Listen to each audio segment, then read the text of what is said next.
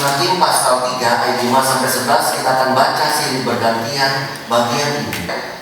Kita baca, saya ayat 5. Demikianlah orang Israel itu diam di tengah-tengah orang Kanaan, orang Het, orang Amori, orang Feris, orang Hewi, dan orang Yebus. Mereka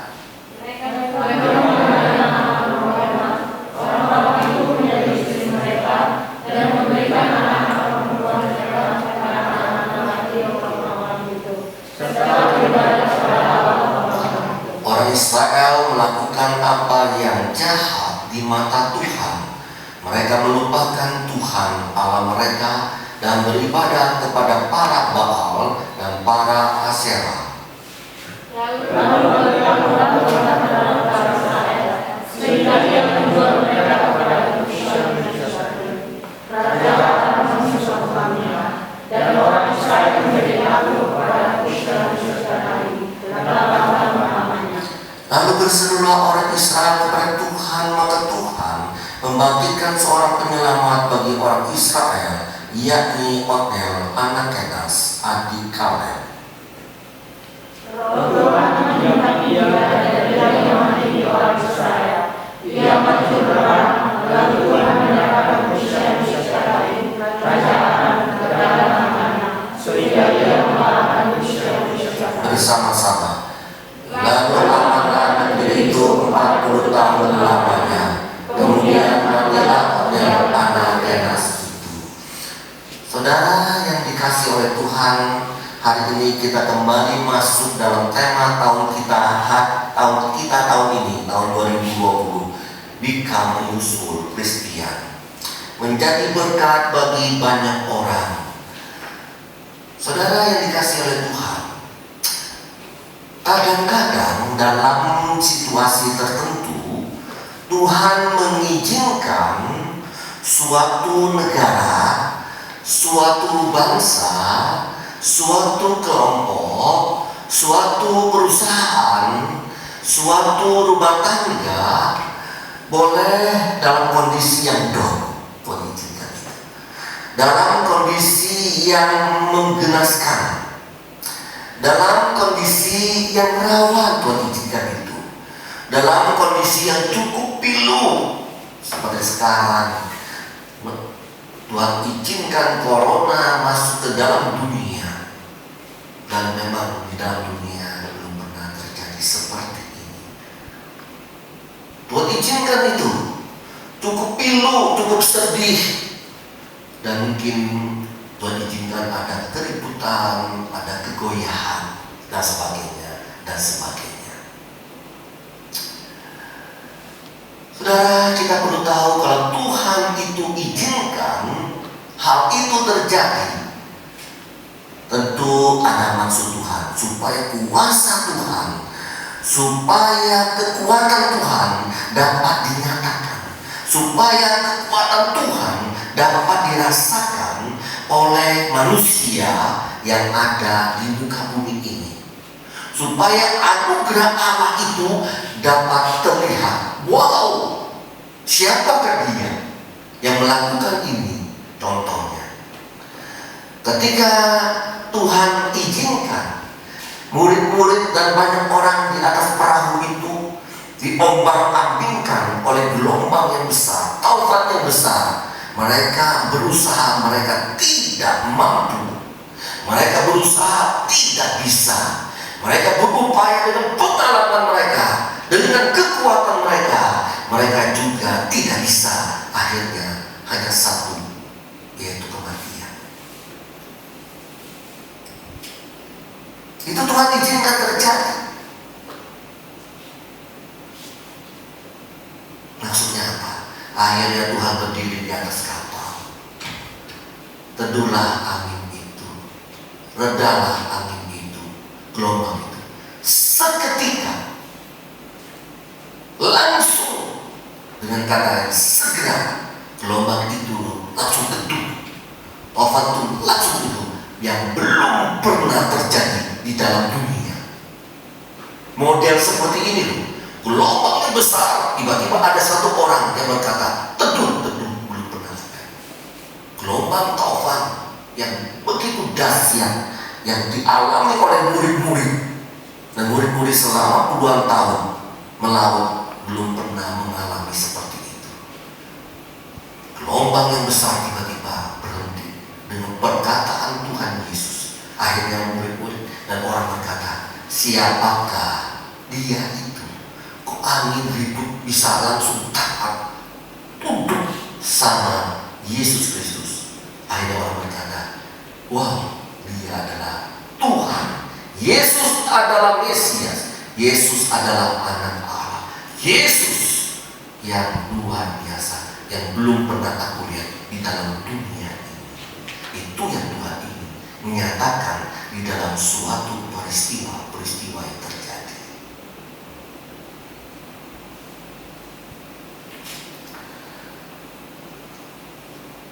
Hal yang sama terjadi, Tuhan izinkan kepada bangsa Israel di dalam kondisi yang terpuruk, tentu dengan kesalahannya mereka,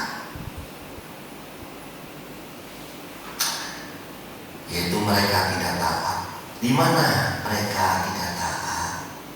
Ya kan? Ada 3 hal yang di sini dikatakan ketika mereka tidak taat. Ketika mereka tidak taat, Tuhan izinkan hal yang terpuruk. Yang pertama, mereka bangsa Israel, umat Allah, mengizinkan anaknya perempuan menikah dengan orang yang tidak mengenal Allah, untuk dijadikan istri bagi orang yang tidak mengenal Allah. Yang kedua, mengizinkan orang Israel, umat Allah, mengizinkan anaknya laki-laki untuk mengambil perempuan yang tidak mengenal Allah untuk jadikan istri bagi anak-anak Tuhan. Itu ketidaktaatan Tuhan, ketidaktaatan bangsa Israel. Saudara yang dikasihi oleh Tuhan, yang ketiga, mereka tidak taat dalam hal apa? Mereka tidak percaya lagi kepada Tuhan Allah Yahweh. Mereka tidak lagi beribadah. Mereka hatinya sudah menyondong kepada Allah-Allahnya orang orang Amari, orang Feris, orang Heni, orang Yebus. Mereka lari menyembah kepada Allah, Baal, ilah-ilah yang disebut Asyera. Inilah kesalahan mereka, bangsa Israel, umat Allah. Maka disebut di dalam ayat 7 saat dikatakan apa? Mereka melakukan kejahatan di mata Tuhan. Jelas-jelas sudah salah mereka memperlihatkan kesalahan itu, mungkin sebagai mereka pemberontakan kepada Tuhan. Tuhan marah, ayat 8. Tuhan marah, ayat 8. Tampilkan terus ayat 8, bahwa bangkitlah murka Tuhan. Ya tentulah Tuhan itu marah, ya kan? Pasti marah. Kalau kita sebagai papa melihat anak kita tidak taat, pasti papanya marah. Akhirnya anak-anak tidak taat. Papa kuno, papa tidak tahu zaman sekarang. Akhirnya mereka berontak dan tidak taat. Hai anak-anak, semua anak remaja saat ini, hanya semudah Cikampek. Hai anak-anak muda, belajar ketaatan. Allah memberikan satu perintah kepada manusia, mulai perintah dari mana? Tentang ketaatan. Ketika manusia diciptakan, langsung Allah memberikan suatu perintah tentang ketaatan. Jangan makan pohon yang ada di tengah-tengah. Itu menunjukkan suatu ketaatan. Pentingnya itu ditekankan Allah kepada manusia. Taat kepada orang tua, taat kepada pemimpin-pemimpinmu, pemimpin spiritualmu dan sebagainya, dosenmu dan Tuhan. Tuhan masih marah juga. Akhirnya bangsa Israel diizinkan oleh Tuhan dijajah oleh bangsa Kurs yang Kristaim di dalam ayat 8 itu. Inilah akibatnya, saudara. Karena melawan Allah, karena tidak taat kepada Allah, perintah Allah, Tuhan izinkan terjadi. Sekali lagi, dosa itu Tuhan izinkan terjadi. Maksudnya anak-anaknya sendiri. Saudara, hal ini mengingatkan kepada kita apa? Dan kepada kita orang tua, dan kalian akan menjadi orang tua. Hal ini mengingatkan kepada kita apa? Kalau anak kita cewek perempuan, kita beritahu mereka jangan dikasih kepada anak laki-laki yang tidak mengenal Allah. Anak saya perempuan Cen-Cen, tidak mungkin saya akan kasih kepada orang yang tidak mengenal Allah, Yesus Kristus. Pasti.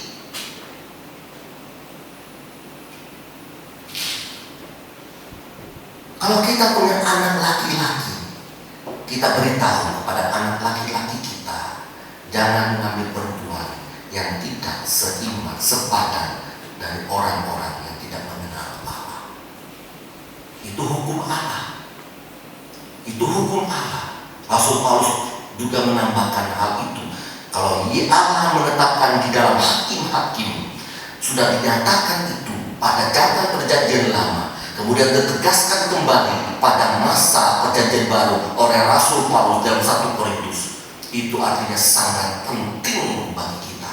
Hai perempuan, hai laki-laki anak muda, dengarkanlah perkataan hamba-Mu yang berdiri di saat ini.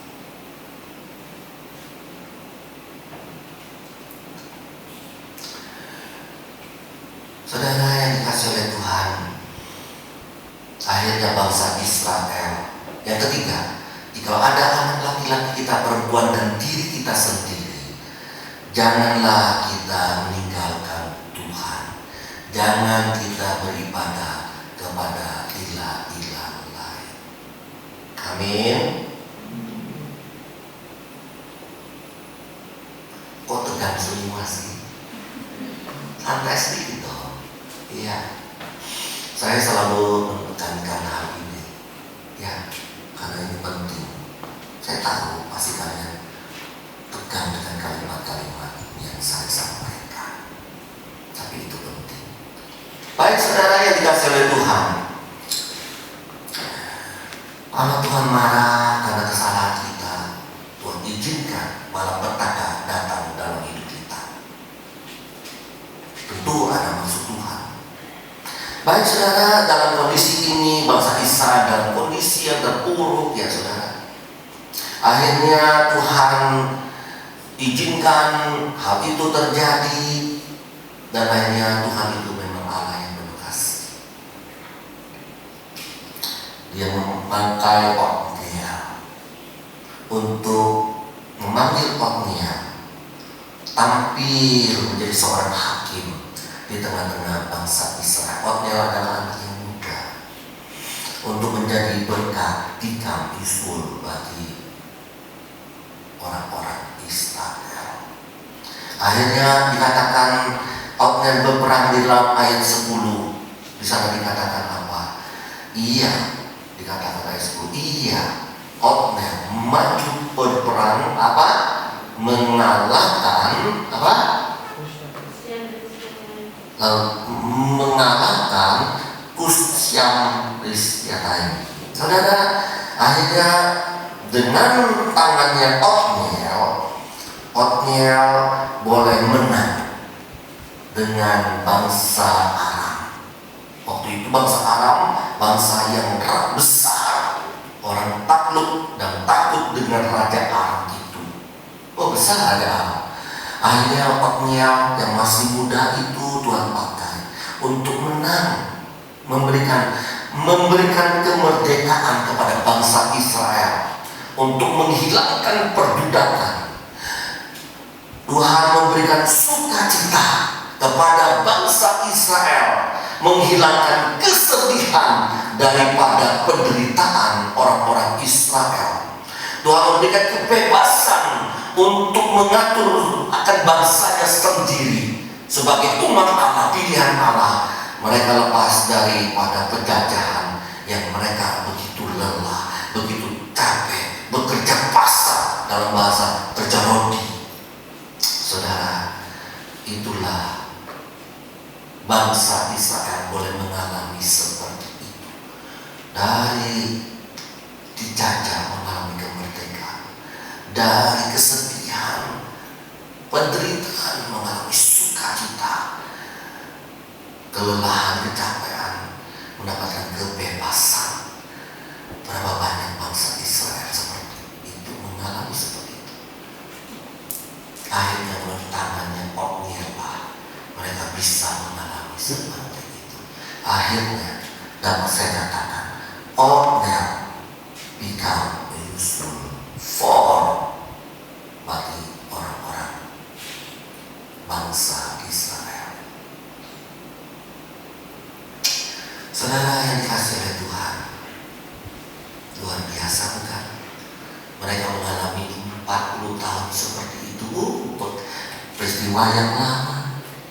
Dalam sejarah menyatakan, dari tangannya Otniel mereka boleh mengalami sukacita dalam masa-masa seperti itu. Indah bukan? Indah tentunya, saudara. Hebat bukan? Hebat. Bisa menjadi berkat, bisa menjadi berguna bagi banyak orang. Apakah kita mau hidup become a useful Christian dalam masa abad 20 ini, 21 ini? Kalau hidup saudara cannot become a useful Christian, hidup saudara tidak akan berarti.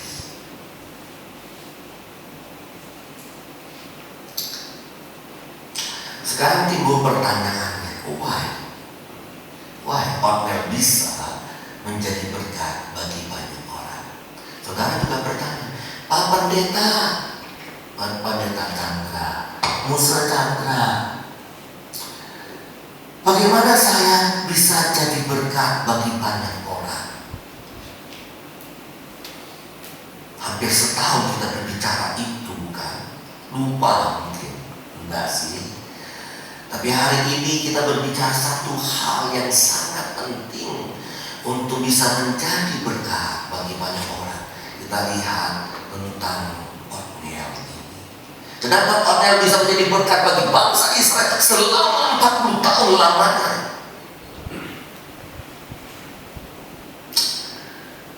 Saudara, ini yang sangat penting yang harus kita pahami.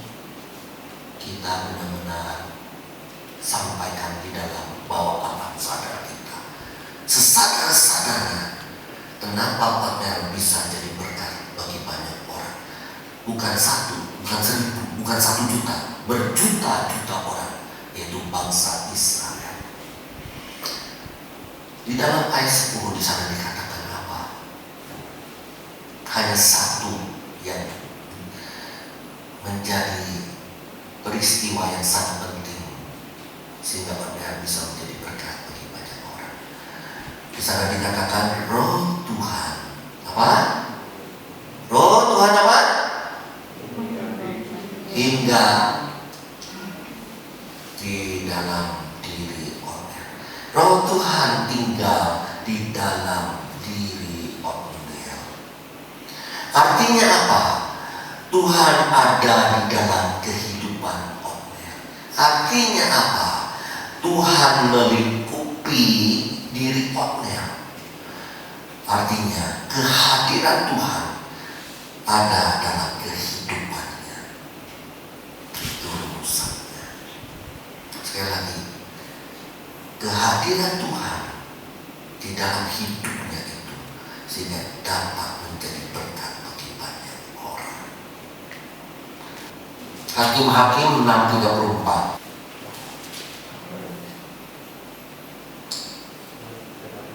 Pada waktu itu Roh Tuhan menguasai Gideon. Ditiupnyalah sangkakala dan orang-orang Abisai digerakkannya untuk mengikuti dia. Di sini intinya adalah pada waktu itu roh Tuhan menguasai Gideon. Tampilkan dong Hakim-Hakim 6 ayat 34. Kemudian Hakim-Hakim 7 ayat 12.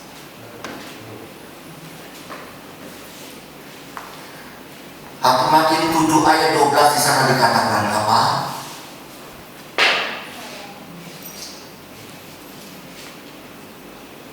Adapun orang Media dan orang Amalek dan semua orang dari sebelah timur itu bergelimpangan di lembah itu seperti belalang banyaknya, dan unta mereka tidak terhitung seperti payah orang Amalek itu dikalahkan oleh siapa? Oleh Gideon. Kenapa? Roh Tuhan hingga pada diri Gideon. Hakim-Hakim 11 ayat 29. Hakim-Hakim 11 ayat 29 di sana dikatakan, roh Tuhan menghinggapi Yefta. Ia berjalan melalui daerah Gilead dan daerah Manase, kemudian melalui Mispa di Gilead, dan dari Mispa Gilead ia berjalan terus ke daerah Bani Amon. Saudara, di sini intinya apa?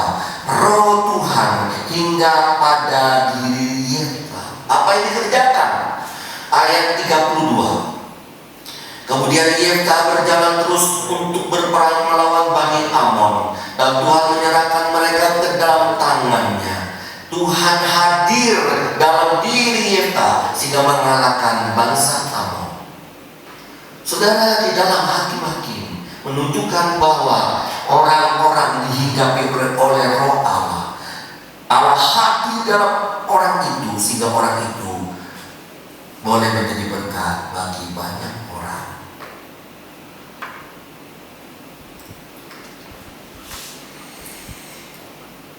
Saudara, sekali lagi dengan jelas di sini mengatakan, seorang yang mau dipakai oleh Tuhan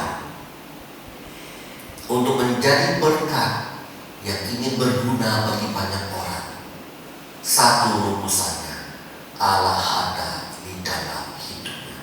Tuhan hadir dalam hidupnya. Kemuliaan Allah, kuasa Allah pasti menaungi dia. Kalau Tuhan ada, Tuhan melingkupi, maka di dalam diri orang itu ada kuasa, ada anugerah, ada berkat, ada cahaya yang akan terpancar di dalam diri orang itu. Baru bisa menjadi berkat.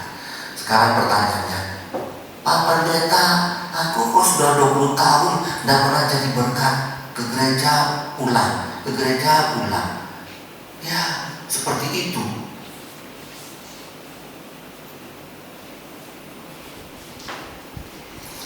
Ya, kembali lagi, apakah Tuhan ada dalam hidupmu, menguasai dalam hidupmu, memimpin hidupmu, menggerakkan engkau, mengaruniakan karunia kepadamu, mengembangkan karunia ada padamu, melayani orang-orang, mau berkorban bagi banyak orang? Disitulah engkau akan menjadi berkat. Ketika engkau, Allah memang mungkin ada di dalam dirimu, tapi kalau engkau tidak menghina Allah, menguasai, memimpin, menggerakkan, menuntut engkau melayani, menggunakan karunia, mau berkorban, nah mungkin juga engkau bisa menjadi berkat. Tetapi pada dasarnya, ketika Allah hadir dalam hidupmu, engkau percaya kepada Tuhan. Yesus berkata, Roh Kudus kuberikan kepadamu untuk apa? Menggerakkan engkau, berkuasa atas engkau, mengontrol engkau, memimpin engkau, menggunakan karunia, berkorban bagi banyak orang, bukan untuk kepentingan diri sendiri, tapi untuk banyak orang. Disitulah engkau pasti akan menjadi berkat bagi banyak orang. Tetapi kalau engkau tidak akan, Tuhan, kenapa aku tidak menjadi berkat bagi banyak orang? Ya, tidak mau berkorban. Itu rumusannya sudah kita bahas, sudah berbulan-bulan yang lalu tentang hal ini. Saudara, seperti tadi MC, ya, Daniela boleh menjadi berkat bagi kita memimpin pujian dengan baik. Kenapa? Dia berkorban. Dari sana kesini latihan, ulang, susun lagu, cari lagu, persiapan malam. Kalau tidak mungkin bisa menjadi berkat kita bagi hari ini.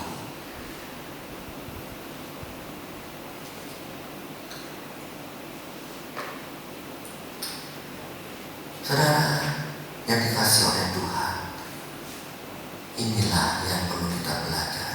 Sekarang pertanyaannya, bagaimana orang bisa mengalami hadirat Allah? Tuhan hadir dalam hidupnya. Yang pertama pasti orang itu, kalau dia Tuhan hadir dalam hidupnya, pasti jelas orang itu dekat dengan Tuhan. Nah, mungkin tidak. Misalnya begini, ya Tony tidak dekat dengan saya, dan mungkin saya akan ke rumahnya terus. Dan mungkin saya akan hadir di kosnya terus-terusan. Tapi kalau saya dekat dengan dia, otomatis saya pasti ketemu dia, ke rumahnya dia, bermain dengan dia, tidur di sana, makan di sana, betul? Kalau Tuhan hadir dalam diri orang pasti orang yang dekat dengan Tuhan. Dan mungkin tidak. Kalau orang yang dekat dengan Tuhan, otomatis orang itu bergaul dengan Tuhan. Betul kan? Kalau saya dekat dengan Yatoni, maka saya akan kalau saya dekat dengan Yatoni, maka saya akan hadir di tempatnya kos-kosnya Tony. Kemudian maka saya akan bergaul dengan dia. Betul? Itu logikanya. Tidak bisa digabungkan. Orang yang dekat, orang yang bergaul, orang yang akan mengalami hadirat Allah. Orang yang bergaul di sana dikatakan bergaul di dalam Kejadian 6 ayat 9. Di sana dikatakan bergaul dengan Allah, dekat dengan Allah. Saudara yang dikasih oleh Tuhan, akhirnya Nuh dipakai oleh Tuhan untuk membawa dunia generasi kedua. Tuhan berkata, generasi ini zaman yang semuanya sudah muda, aku akan membinasakan semua. Akhirnya Nuh dengan 8 orang itu, aku akan pakai menjadi generasi dunia yang baru. Luar biasa. Mau dah saudara dipakai oleh Tuhan dalam generasi abad 21 ini, menyelamatkan bagi banyak orang. Hiduplah dekat dengan Tuhan, hiduplah bergaul. Tapi kalau saya tanya, mau, tapi tidak pernah ke gereja, omong kosong, tidak mungkin.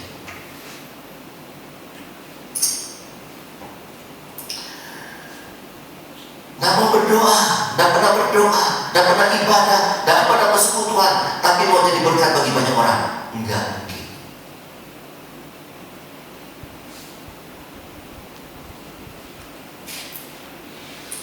Saudara yang dikasih oleh Tuhan, yang kedua, orang yang mau dipakai oleh Tuhan, yang pertama dekat, bergaul dengan Tuhan. Yang kedua, orang yang suci dan kudus. Apa artinya?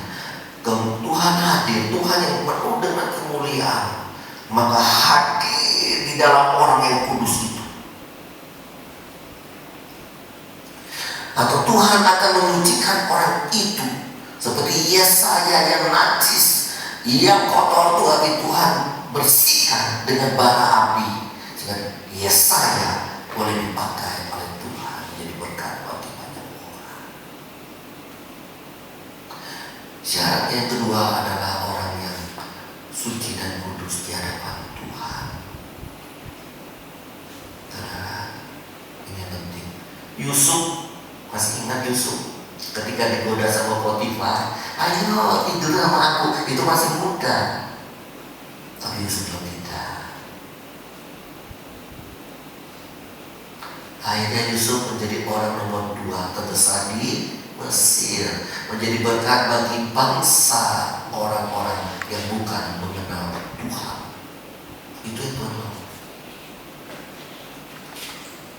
menjadi berkat bagi bangsa yang mengenal Tuhan itu ya hal yang biasa. Tapi bagaimana menjadi berkat bagi orang bangsa yang belum mengenal Tuhan,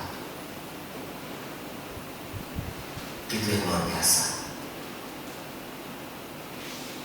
Saudara yang dikasih oleh Tuhan, yang kedua itu suci, baru bisa dipakai Tuhan. Yang ketiga, jika orang itu penuh dengan ketaatan. Kalau orang yang tidak taat, dia bisa berontak, tidak mau. Tapi Tuhan tahu orang adalah orang yang taat. Abraham di dalam Kejadian 12 ayat 2. Abraham taat, baru bisa menjadi berkat bagi orang Israel, bagi semua bangsa.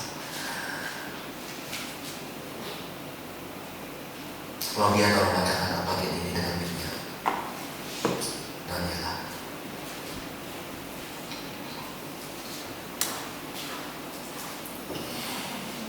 Kejadian 12 ayat 2.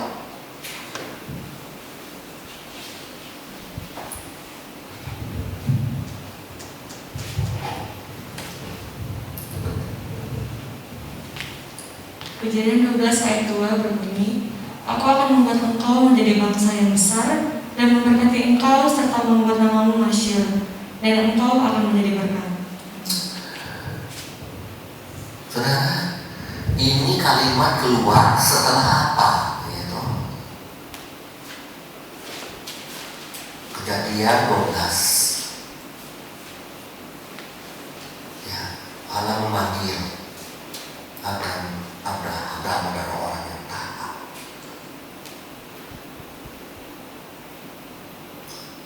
Anakmu yang pertama yang kau idam-idamkan itu berikan dimanapun diberikan. Saudara yang dikasih Tuhan, Tuhan tahu apa yang akan melakukan tugas panggilan Allah. Tuhan panggil dia. Dia tahu yang akan taat. Hanya orang menjadi berkat bagi banyak orang karena dekat dengan Tuhan, bergaul dengan Tuhan, kudus di hadapan Tuhan, dan penuh ketaatan. Saudara masih muda, belajar ketaatan. Kemarin kuliah di Udiknas, saya juga menekankan kalimat itu betul tentang ketaatan. Supaya mahasiswa belajar taat terlebih dahulu. Saudara yang dikasih Tuhan, jangan suka melawan, membantah, apalagi akhirnya melakukan demo-demo. Saudara yang dikasih Tuhan, biarlah Tuhan menolong kita, memimpin kita. Di mana kamu berada, disitulah kamu menjadi berkat bagi bangsa dan negara. Bukan menghancurkan negara itu, bukan. Saudara yang dikasih oleh Tuhan, sekali lagi, pendeta rindu saudara yang sebagai anak-anak Tuhan, minta Tuhan, aku masih muda, jangan hanya ketika saya tua baru jadi berkat. Itu upaya sedikit di surga. Aku mau semasa pemuda saya mau menjadi berkat bagi banyak orang sampai akhir hidup saya, supaya upah saya di surga itu banyak. Minta seperti itu. Sudah masuk surga, yang penting masuk surga. Upahnya ya 1% tidak apa-apa, maka hidupmu tidak akan berkualitas. Kalau aku berkata hidupku, aku akan upahku di surga 99%, maka aku di dunia akan berlomba-lomba sampai garis akhir dengan penuh kesetiaan, dengan penuh ketaatan, dengan penuh pengabdian, dengan penuh pengorbanan. Itu yang dilakukan oleh Rasul Paulus. Saya berkata kepada anak mahasiswa kemarin, bikin paper trifungsi gereja yang the best. Bisa aja kamu bikin paper yang biasa-biasa saja. Maka engkau akan menjadi mahasiswa yang akan menghasilkan suatu karya yang biasa-biasa saja. Nanti kamu akan kerja menghasilkan hasil yang biasa-biasa saja. Hidupmu akan menghasilkan hasil yang biasa-biasa.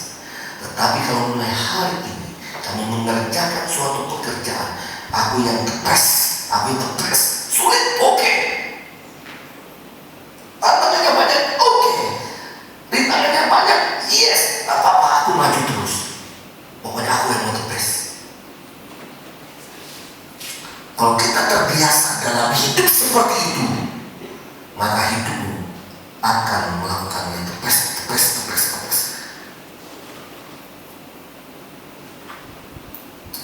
Saya katakan, saya tidak sombong, saya lagi bermuda kemarin di Undinas.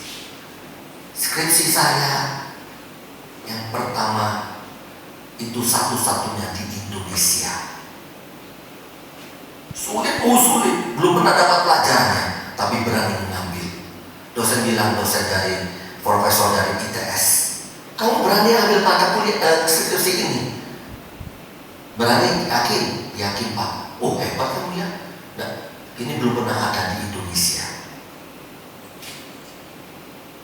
Jelas pasti belum ada. Saudara, tesis saya yang kedua, Feng Shui, mungkin hanya di Indonesia 5 saja atau 4 saja. Saudara yang dikasih Tuhan, kita cari hidup seperti itu.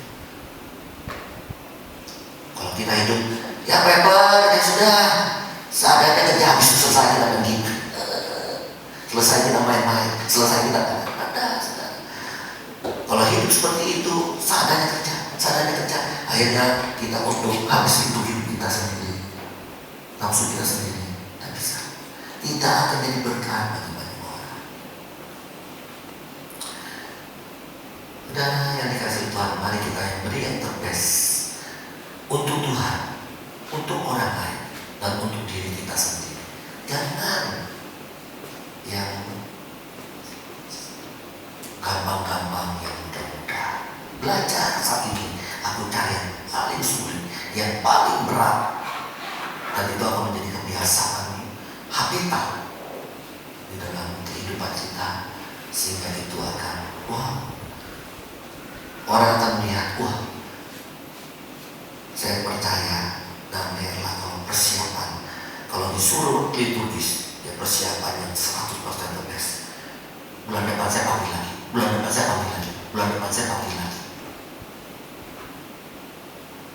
Misalnya saya pesta, panggil Daniela, dan kamu mimpi liturgis, saya tahu dia itu persiapan atau tidak. Dan mungkin nanti saya panggil dia cuma persiapan 50%. Ketika dia persiapan 100%, nanti anak saya ulang tahun, saya panggil dia lagi. Nanti anak saya menikah, saya panggil dia lagi.